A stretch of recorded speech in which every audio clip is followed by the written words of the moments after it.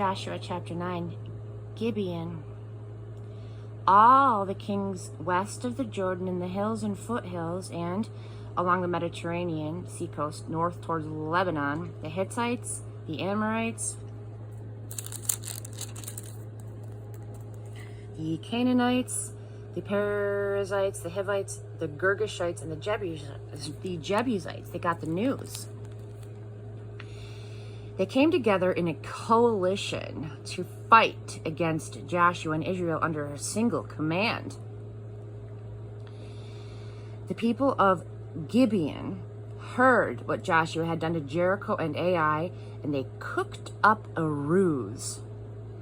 They posed as travelers, their donkeys loaded with patched sacks and mended wineskins, threadbare sandals on their feet, tattered clothes on their bodies, nothing but dry crusts and crumbs for food.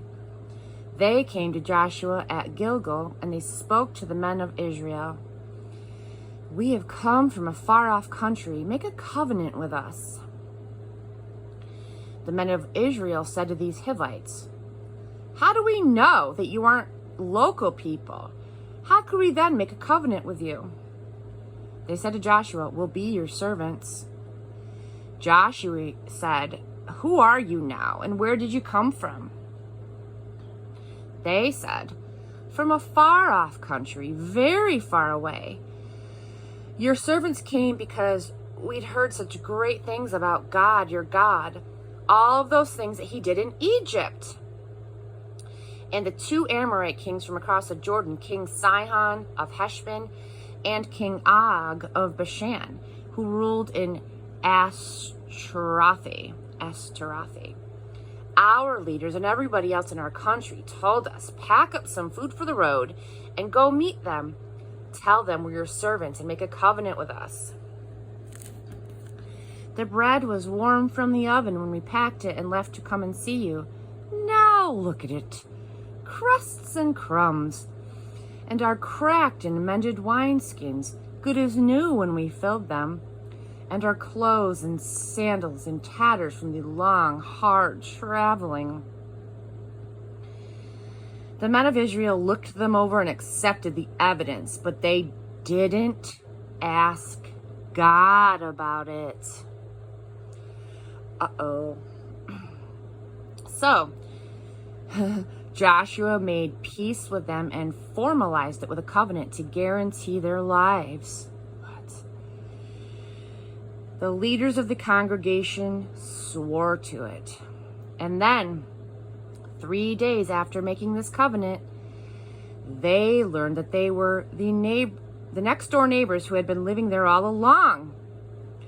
The people of Israel broke camp and set out. 3 days later, they reached their towns, Gibeon, Kephiri, Beeroth, and Kiriath Jearim. But the people of Israel didn't attack them. The leaders of the congregation had given their word before the God of Israel, but the congregation was up in arms over their leaders. The leaders were united in their response to the congregation. "We promised them in the presence of the God of Israel, we cannot lay a hand on them now, but we can do this. We will let them live so we don't get blamed for breaking our promise." Then the leader continued, "We will let them live, but they will be woodcutters and water carriers for the entire congregation." And that's what happened. And the leader's promise was kept.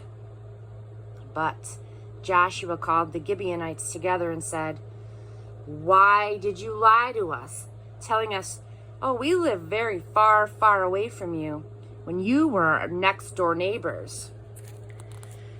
For that, you are cursed.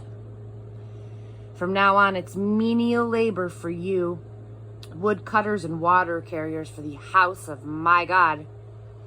They answered Joshua, "We got the message loud and clear that God, your God, commanded through his servant Moses to give you the whole country and to destroy everyone living in it. We were terrified because of you. That's why we did this. That's it. We are at your mercy. Whatever you decide is right for us, do it." And that's what they did. Joshua delivered them from the power of the people of Israel so that they didn't kill them.